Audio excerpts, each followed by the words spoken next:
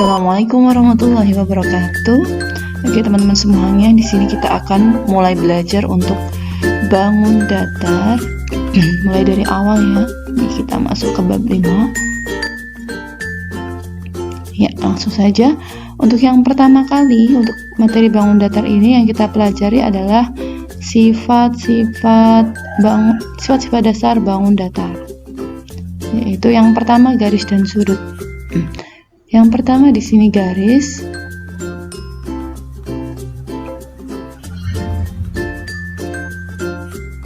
Ya, ini ya garis ya. Pada gambar di samping tariklah beberapa garis yang melewati A. Kemudian buatlah garis melalui A dan B. Kita pahami di sini, kalau kita akan menarik garis dari A, ini akan banyak sekali garis yang dapat kita buat, ya kan? Tapi apabila kita membuat garis yang melalui AB, A dan B sekaligus, seperti ini, maka ini hanya akan ada satu garis yang melalui titik A dan B sekaligus. Nah, mari kita baca di sini. Jika kita menarik garis yang melewati A dan B, maka tidak ada garis lain yang juga melewati kedua titik A dan B. Namun ada banyak garis yang melewati satu titik A. Ya, ini saya tegaskan lagi, dari jika melalui satu titik ini maka akan ada banyak garis. Tetapi apabila melewati garis A dan B ini tidak ada garis lain, yang artinya di sini adalah dengan kata lain hanya ada satu garis yang melalui dua titik A dan B. Sebuah garis yang melalui dua titik A dan B disebut dengan garis AB. Ya, di sini kita akan belajar juga mengetahui apa yang dimaksud dengan garis AB, kemudian segmen garis AB dan sinar garis AB. Ya, mari kita pelajari bersama-sama.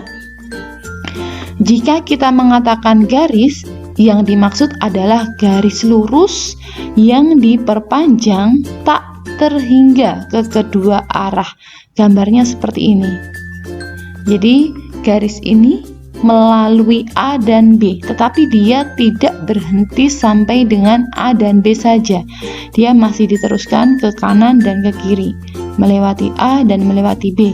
Ini yang disebut dengan garis AB. Jadi garis itu dengan kata lain garis AB ini tidak berujung. Tapi garis AB hanya melewati atau melalui A dan B. Kemudian untuk garis AB, nah bagian garis mulai dari A sampai B disebut ruas garis. Nah, ruas garis atau segmen garis yang ini ya. Segmen garis atau ruas garis itu yang dimulai dari A sampai B.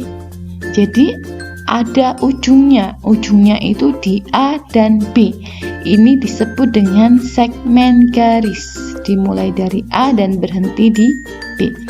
Dan yang ketiga, garis lurus yang diperpanjang ke arah B mulai dari A disebut sinar garis AB.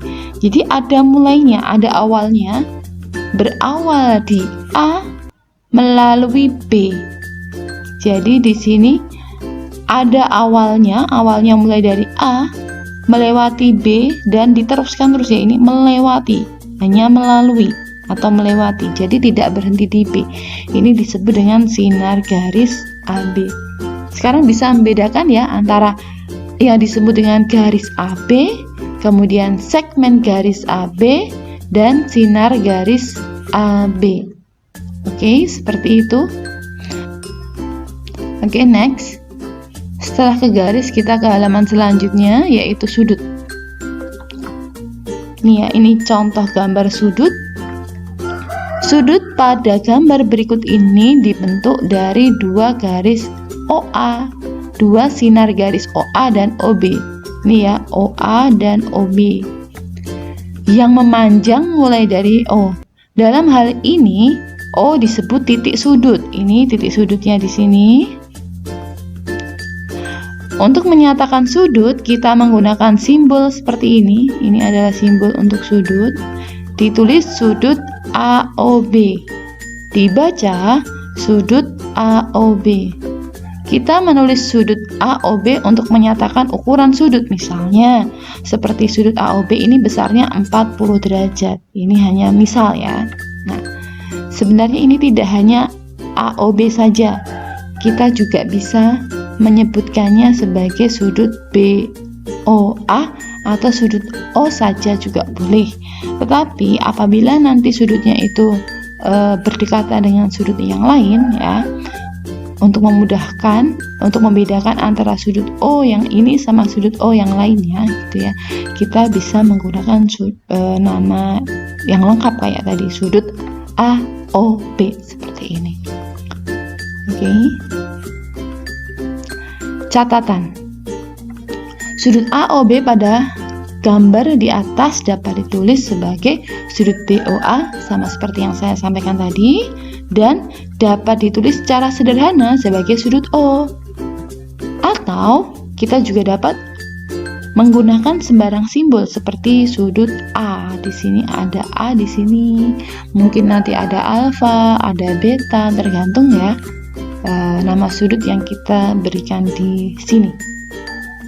Jadi tadi bisa disebut sudut AOB, sudut BOA, sudut O, atau sudut A kecil. Ya, seperti ini. Oke, kita lanjut ke soal 2. Bagian yang diwarnai pada bangun di samping ini adalah sudut X. Ini ya, yang di sini, yang diwarnai di sini, ini namanya sudut X. Dan sudut Y, kalau sudut Y bagiannya mulai dari sini, karena yang diwarnai semuanya ya. Nyatakan sudut X dan sudut Y menggunakan simbol dengan A, B, C, dan D berturut-turut. Di sini diminta menggunakan simbol seperti ini yang di atas tadi, sudut AOB atau sudut BOC. Ya, kalau sudut X karena dia ini ya, sudutnya itu dibatasi oleh kaki AD dan BD di sini, sehingga nama sudutnya adalah sudut yang berawal dari A, titik sudutnya itu D, dan berakhir di B. Sehingga sudut X sama dengan, ya itu ya, sudut X sama dengan sudut ADB. Nah, sekarang kita ke sudut Y-nya. Kalau sudut Y di sini ya, ini berawal dari atau dibatasi oleh garis AB dan BC. Ya, karena ini luas ya sampai sini ya. Jadi AB dan BC, sehingga berawal dari A dengan titik sudutnya itu B, titik sudut selalu berada di tengah dan berakhir di C. Ya. Jadi sudut X sama dengan sudut ADB, sudut Y sama dengan sudut, ini maaf sudutnya belum, lupa ini belum saya tulis, sudut ABC seperti ini. Oke, semoga bisa dipahami. Next ke soal 3. Seperti pada gambar di samping ini, garis AB dan CD berpotongan di titik O. AB dan CD berpotongan di titik O. Jika sudut AOC ini 50 derajat di sini ya. 50 derajat. Nah, tentukan ukuran sudut berikut. Sudut yang pertama sudut COB dan sudut yang kedua sudut DOB. Sekarang COB dulu ya. COB. Nah, di sini ada sudut AOC dan COB. Ini apabila kita gabung di sini ya, ini sama ini, maka akan membentuk sudut lurus. Sudut lurus itu besarnya 180 derajat. Sudut lurusnya di sini adalah sudut AOB. Ini namanya sudut lurus.